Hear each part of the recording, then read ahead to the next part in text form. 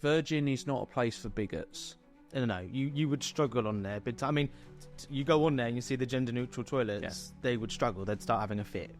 Send a Cunard loyalist on a Virgin cruise and just film their reaction. To be honest, there was a lot of chairs on there where someone of a larger size would struggle. The Sail Away Uncensored Cruise Podcast. So let's be honest, Virgin isn't like other cruise lines, is it? No, not at all. So we have just come back from Resilient Lady. Yep. Our first cruise with Virgin. And they've been around now for a few years, but we've heard so much in that time, which is probably why we delayed going on Virgin and trying them, because we weren't entirely sure that we would actually like it. To be honest, I had my reservations before going on, as you know. I had an idea of what their brand would be. I had a feeling of what I would like and what I wouldn't like. But honestly, coming away from it, it was blown out of the water. There's a lot more that I did like than I didn't like. But I still have my things that I wasn't keen on in the end, though. So everything about Virgin is different. Even the way their ships look on the outside, their profile is recognisable from miles away. With her unique parabolic design, and also being bright red and battleship grey on the hull. You can't miss her. No, they are very unique ships, and that continues inside. I have to say, I don't think I've ever been on a cruise ship that's felt so cold and almost lacking in character. It's very modern. It hasn't got that traditional cruise ship feel that you would find with an older Holland America class ship or, you know, those older classes out there. But no, you're right. It is cold. I mean, I remember when we was on board, I said that the staircases were very cold and they weren't my taste. And I think with me as well, that my preconception going on there was that I wouldn't like the red. And I have to say, I still don't like a lot of red. I don't wear any red. And when I got to the top of the decks of Virgin, and you know, you've got like those red chairs and everything that's quite industrial looking.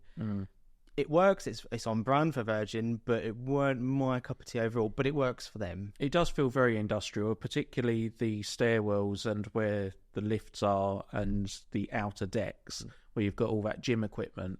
It does feel industrial. It doesn't feel like you're on a luxury cruise. It's unique. Virgin have tried to do many different things in 1,000 different ways, and this is one of them. But I don't think there's anything glitzy or glamorous about their ships.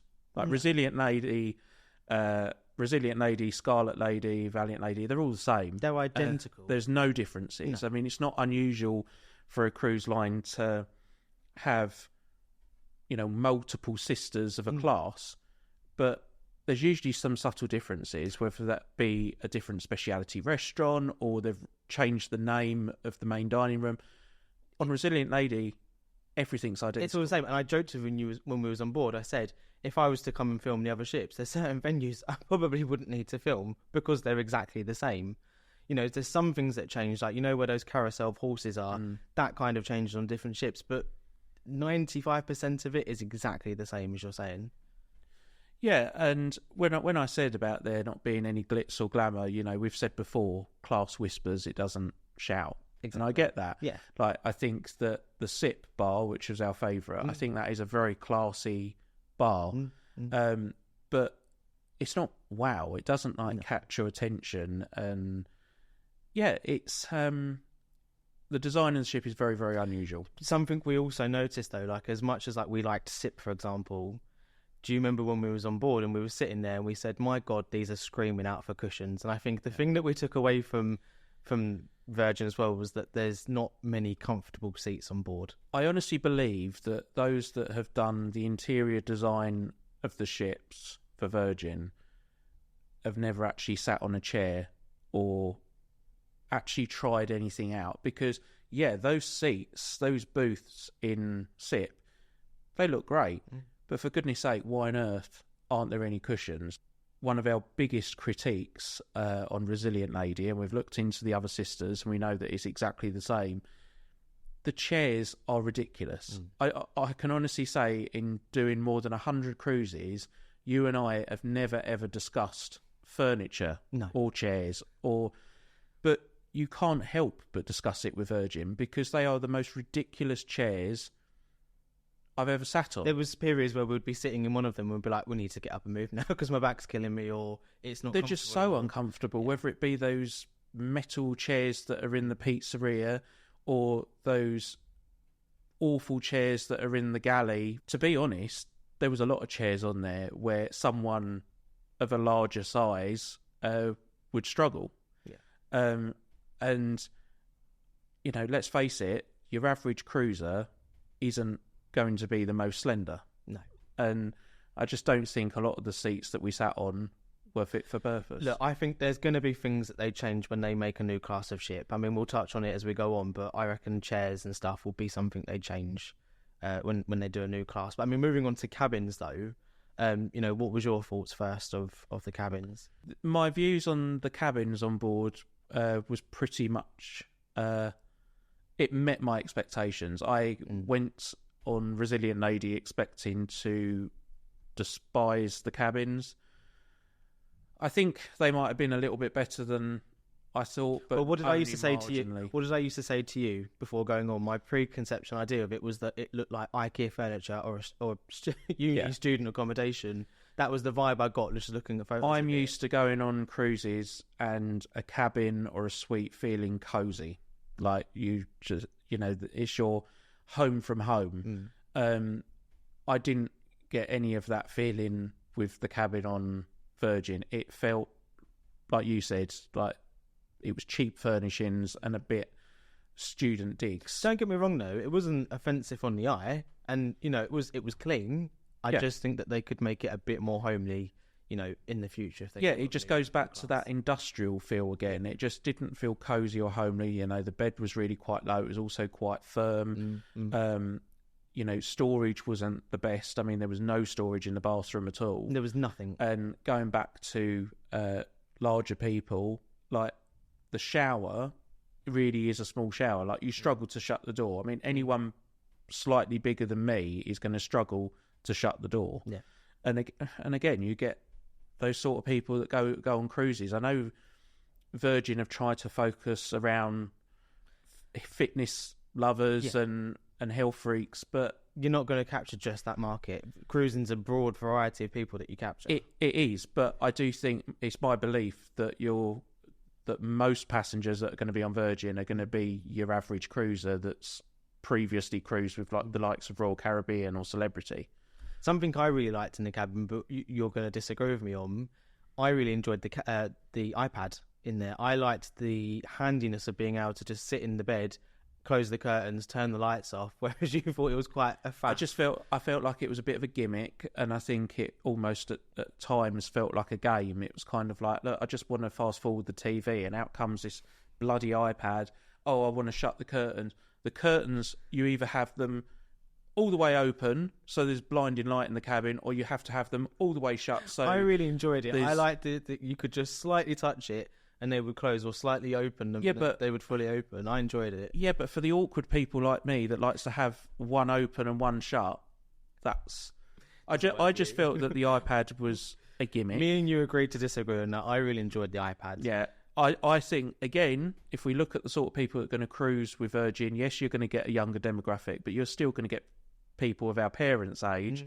And, you know, my mum was on that cruise. In the four days we were on board, she didn't touch that iPad once. No, but something she did love, though, was the hammock. And that just goes to show the young demographic they're trying to capture. I should actually just say that we keep saying iPad, but it was actually a tablet. A tablet, so sorry. It wasn't an iPad. If it was an iPad, it would probably have very few complaints from me. But no, as I was saying, your mum really enjoyed not the cabana, sorry, the suite, the hammock. The hammock is by far the best feature of that cabin, or any of the cabins. Well, you didn't get out of it. No, we sat on the balcony. And also, it is by far the most comfortable thing I sat on the whole time I was on board. The complaint we had was that there should have been two.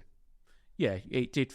With only having one on the balcony, it does make one person Well, I was left out. You never used to let me go. You did have a little bit of a go.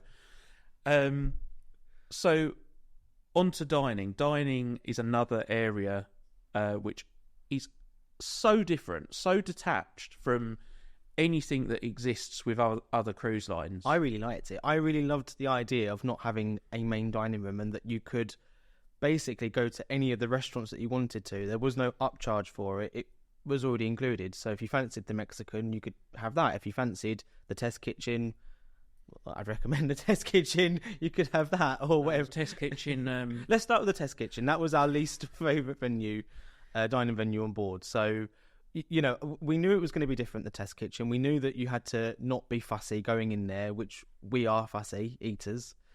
But I don't think we realised how much we wouldn't enjoy Honestly, there's about 3 or 4 dishes that I ate in there, which is some of the worst food I've ever put in my mouth. What was the worst one? By far, that raw egg yolk on a bed of cold peas. Like, as I said to the waiter, I do not understand how anyone could eat this for pleasure. I mean, it was revolting. It's... And again, where we said that all the ships are the same, I can't honestly believe that there's people that are going to Test Kitchen and walking away from there thinking, do you know what, that's the best meal I've ever had. I think it's another gimmick. It's kind of like, let's experiment with food. Let's, you know, put a raw egg on top of some peas and let's pump some smoke into the glass dome. What would have been more exciting for me is if they took the Test Kitchen, kind of maybe had it once per sailing as Test Kitchen, but then had it as something else, a Chinese restaurant or, you know, something else. They kind of used that restaurant to slot out for other things instead of having it as just one restaurant. Because you're right, if you go on Virgin, you're going to have the same restaurants. Yeah. It doesn't change. And I mean, that moves me on to, you know, they don't have a buffet. They call it, is it the galley? Which is, again, they're so frightened to call it a buffet. It's a buffet. Yeah.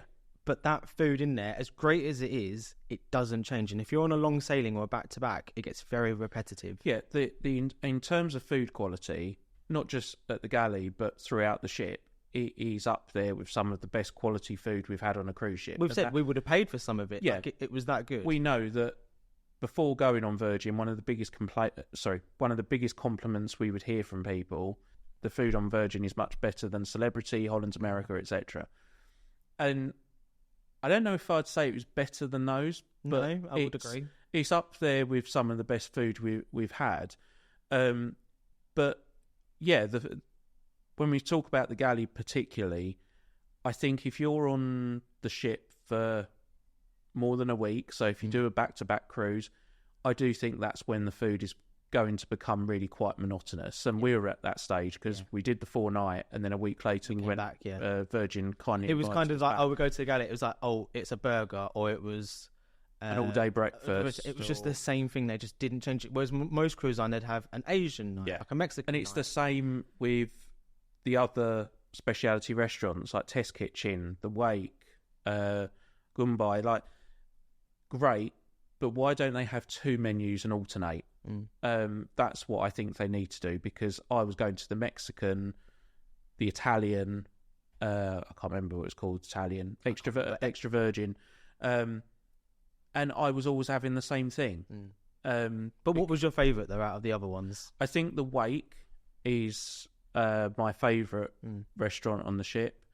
I don't eat meat, as you know, but I eat seafood, and the seafood I had there was excellent.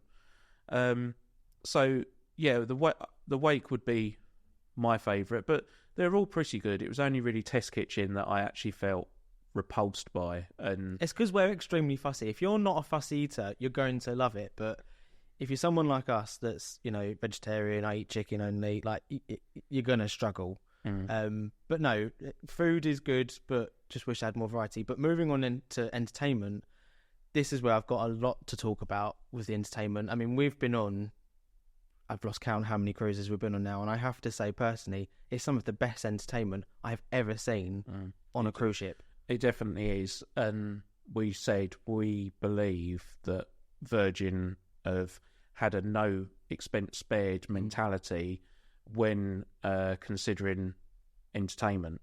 It is a bit like what we said about food. I think food and entertainment on Virgin has a massive focus. The entertainment, I've just never seen entertainment like it in all sorts of ways. I mean, it starts with the hostess that they've got, and we met Millie, the hostess on board, and I her vocals were out of this world. You know, again, there's singers I see, and I'm like, oh, you sound like a cruise ship singer, unfortunately. But her, I was like, my God, like you're fantastic. And you know, having spoke to her and seen her around the ship, you can see how much that they love their job, the cast that work on board. Like, they're so inclusive, they're so diverse. And, you know, Millie explained that to us when we had an interview with her, didn't she? Yeah, and you can tell that the crew are very, very happy. They can be themselves entirely. I mean, we know we were on a cruise line only a couple of weeks ago, and we could see that crew were having to wear like these to hide the tattoos, to cover tattoos. Whereas on Virgin, I mean, tattoos, piercings, red hair, purple hair. Well, the thing that got me was the first show that we walked into was, I don't know if it was Millie or one of the entertainers, Persephone, but someone screamed with the microphone before the show, was like, "Are you having a good time?" It just shocked me and you, just looked at each other and was like, they just swear. And then it dawned on us, it was like, oh, there's no kids, they can swear. It's that type of show here. I tell you what I would love to do is send a Cunard loyalist on a Virgin cruise and just film their reaction, because it's worlds apart. I think there's plenty of people that have just got so used to a style of cruising, they would have a total culture shock going on there. Because, I mean, you and I are not prudy, or I don't get offended by swearing, but it's just like nothing we've ever seen on a cruise before. I mean, the language is constant. Something that I've never heard before on a ship was that before their shows as well, they would do a little introduction, little speech of like how, you know, some of the entertainment was going to be getting down and close and up personal with you, and they would say, you know, don't touch us, we won't touch you, respect our boundaries, and we're all here to have a good time. And you never hear that on another cruise line when they do entertainment. It was refreshing to hear, but it's something you don't hear on other cruise lines. No, but I don't know whether it's because the atmosphere on Virgin is more sexual. There is that air to it, yeah. There's definitely an air to it. Yeah, I mean, some of the costumes that we saw people wearing on Scarlet Night were questionable.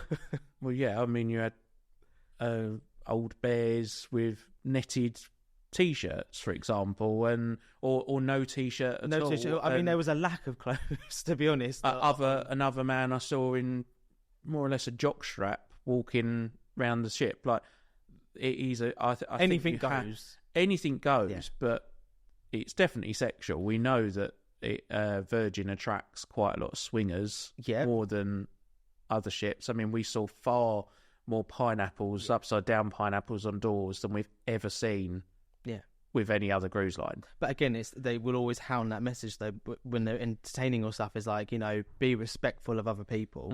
You know, even though it's kind of a be yourself on there, a sexual atmosphere, it is kind of still respect everyone though. And something which we spoke about, and Millie actually brought it up with us. It is actually really nice that on Virgin you get so many different types of people, like body types as well, because she said to us when we interviewed her that, you know, she couldn't do what she does with a lot of cruise lines because she's on the larger side. But, you know, it was so refreshing to see Millie and other people on board, like really, really attractive people, just be themselves, not care about getting into trouble. I loved it. I mean, your sister who came with us on the first season, on the mini one, you know, your sister's alternative. She's got tattoos and stuff, and she was like, she loved it. She loved to be able to go on a ship and say, "Oh my God, that person's like me. That's, you know, being a hostess, or that's someone like me being in that show." But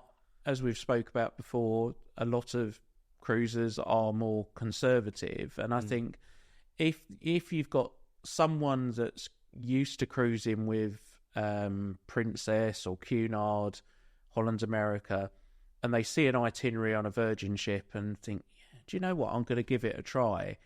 And they go on there expecting what they've become accustomed to with Cunard, for example. I do wonder how they'd cope. I think some would struggle, but I think a lot would embrace it. You know, we did. I mean, again, we're not pros though, but we loved it. You know, we've done Cunard, Holland America and other lines.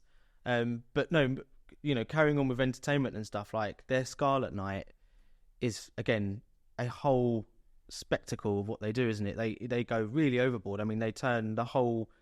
It's not an atrium, but you know, what do they call it? I call it the roundabout. Roundabout. It's actually called. I'm not sure what it's called, but they'll put like tentacle arms, and they'll do like the whole octopus up on by the pool and stuff. Like they really go overboard with entertainment. It's a ship-wide entertainment evening where you just have like mini entertainments happening all over the ship. But then they also do.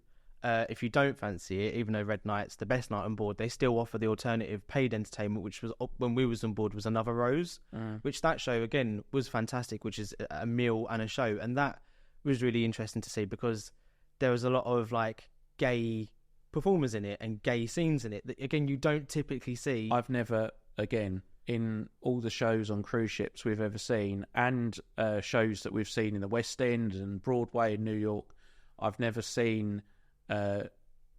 two gay men just snog on stage but for it was great 30 seconds. But, you know, people do need to be aware of this because obviously it doesn't offend us. But there are some out there that it will offend. There's people out there that will offend. Yeah. And more for them. Yeah, more for them. But, yeah, I would say that Virgin is not a place for bigots. No, you would struggle on there. But I mean, you go on there and you see the gender-neutral toilets, they would struggle. They'd start having a fit. Yeah. And, okay, the gender-neutral toilets, it was only virtue signalling because really... You walked in and it was like a disabled toilet. Yeah.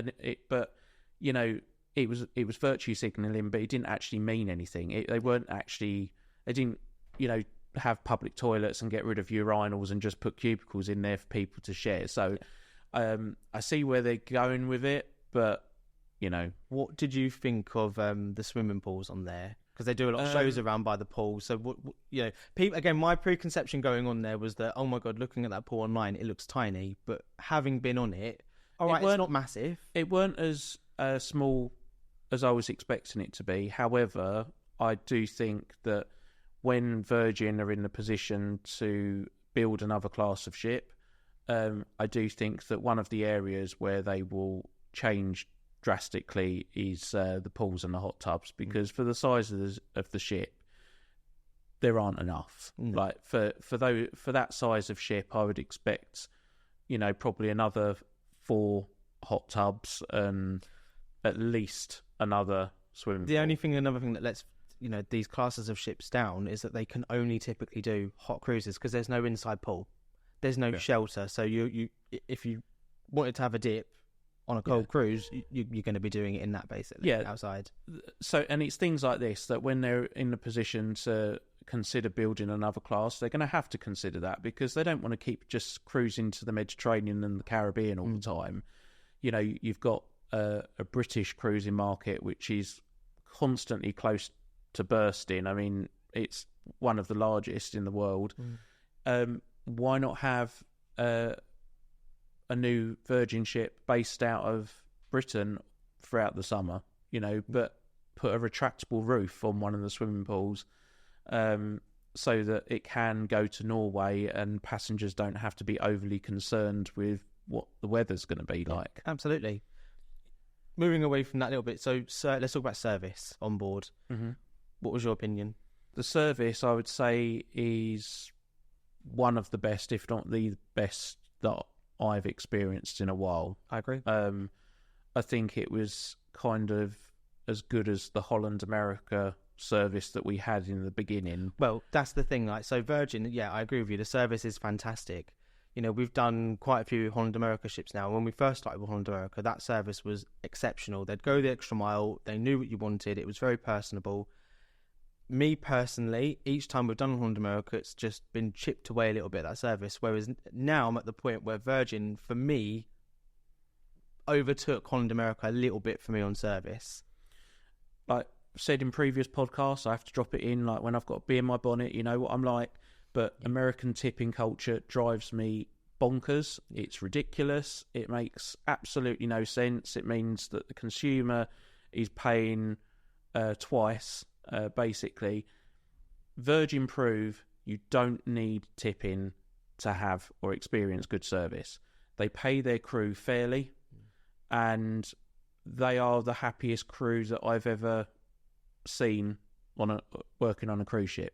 They couldn't be happier, could they? No.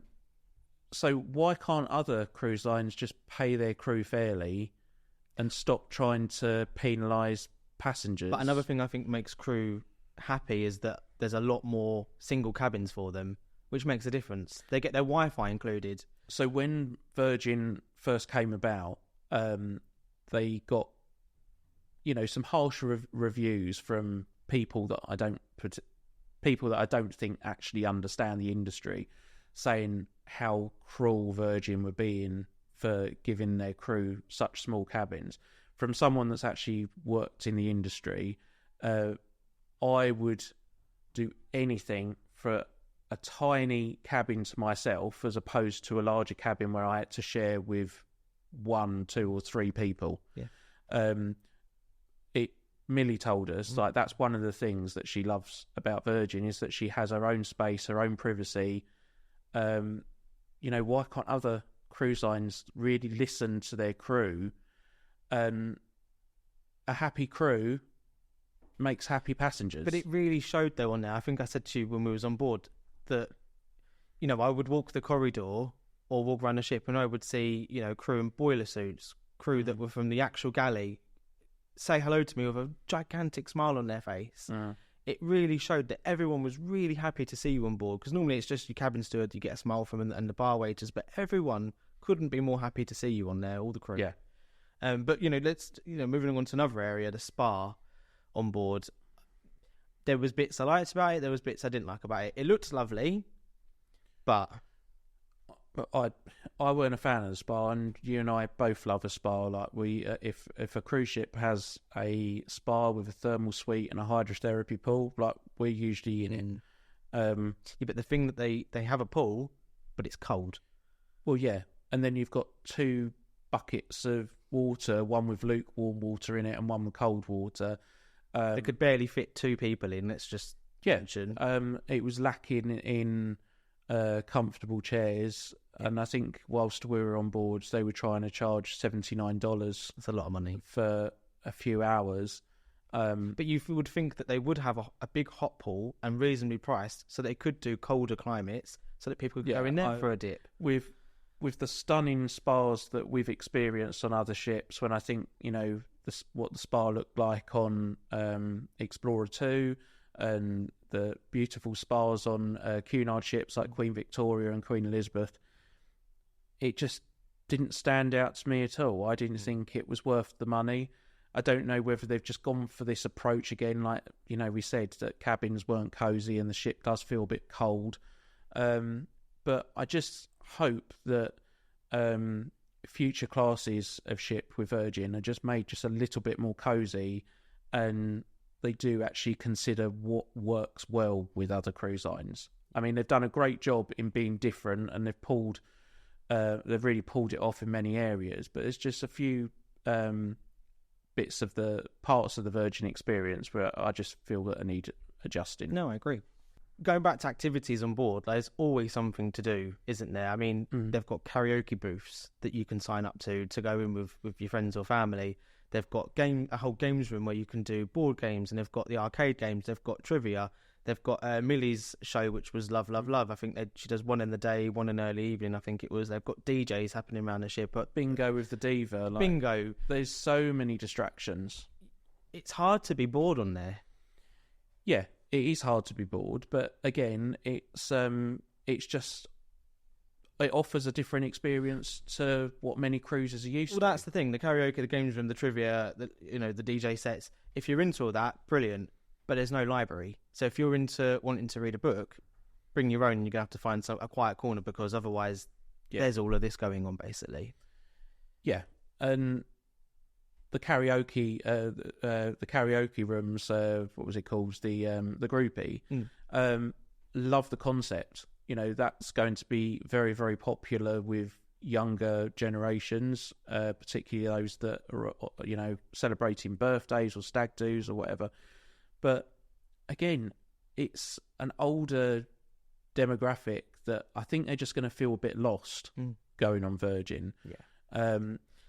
You know, Virgin have they've come into the industry and they've just behaved in a way that I don't think anyone would have expected. You know, a new cruise line, okay, Virgin as a brand is not new, but it's a new cruise line. And I feel that in virtually every area, they've kind of looked at the industry standard and they're like, no, we're going to do things totally differently. Yeah. And, you know, people would have been told when they booked that they've been given some onboard credit, and then they get on board and then they're pointed to the app and then it says remain in loot. And there's going to be people like, what's loot? What's that mean? They're going to get confused. Where's my onboard credit? You know, passengers are not passengers, they're sailors. It's different. It's the captain different. walks around in a polo shirt in the same way that a bartender would. It's just... Yeah, they've done so many things differently. But I mean, some of it work. I mean, for example, on their app, you can message them at reception, which again I think was an absolute game changer, because I could just be round by the pool or in the cabin and message them and ask for extra hours to come to my cabin or whatever the question might be. That is one of the most ingenious ideas. It's brilliant. Having, you know, particularly for young people like us, which has no problem going onto our phones and messaging reception saying, what time do we get into port tomorrow? And then someone replies to you within a few minutes. Yeah. Like, none of that aggro, walking down to reception and then joining a long queue of people to get help. However, I have to mention, I went down to reception a few times just because I was around the area to go and ask a question, and it was never busy. And I wonder if that's because they had that system in place. It must have been. To be honest, I'm glad that feature on the app exists, because I don't like the reception or the guest services or sailor services, as it's called, on there. You know, having like these individual booths and it was a weird setup. Yeah, just give me a normal guest services desk. But also, you talking about the app is being able to request things on there. So you could just request an extra pillow, request more coat hangers. The room service, Ship Eats as it's called with Virgin. I mean, it's the fastest room service we've ever experienced, and the best, and the way it's delivered as well. Yeah, I mean, in the tower with things in the backpack. Yeah, and it all comes, you know, nicely prepared in a rucksack. The thing I like about that though is that it comes hot, warm. Yeah, because not usually room service it's cold by the time it gets to you, but they've obviously wrapped it up so well. Something else I want to quickly touch on before we wrap up is, what was your opinion on Richard's rooftop? I thought it was a bit underwhelming. I think that it's worth pointing out that Rockstar status, which is what you get with, you know, suite levels on Virgin, is comparably cheaper than what it is if you do Retreat with Celebrity. Yeah. And, you know, Haven with NCL. But I do feel like you get quite a bit less. I mean, yeah, you get some access to the spa, and you get access to Richard's rooftop, you get priority embarkation, you get to skip the queues at entertainment venues. But I just felt like there was nothing really special about it. The thing that was missing for me was that, yes, you had the rooftop, but there was no indoor area for you. There was nowhere you could go, like, again, with Celebrity, you've got the Retreat where there's you can no go Rockstar lounge. There's no lounge, there's no dining room. Again, I know they don't have a main dining room, but there's nowhere else inside that you can go, which I felt was a shame, because, again, if the weather was a bit poor, well, there's no point, because you're not going to use the rooftop. No, and a lot of the seating, again, at Richard's rooftop was, they look good. They look aesthetically nice. But they're you said they're uncomfortable. Those four poster bed things, I don't know whether they were a trampoline or a seat. Again, they're for the aesthetic.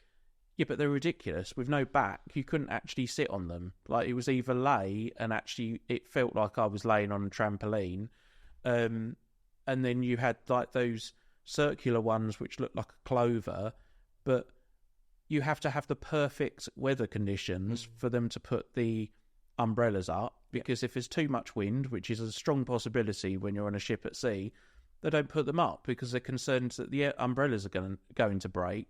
So all of the times where we had an opportunity to use the Richard's rooftop, we're the only ones up there. There's very few people up there, and it just felt... They could have done something different with it. They could have made it better. I think they need to look how the retreat Sundecks look with Celebrity on the Edge class ship and actually get some ideas from there. I mean, they feel luxurious. I didn't get that luxurious feel from Richard's rooftop. No, I agree. So overall, though, would you recommend Virgin Voyages to people?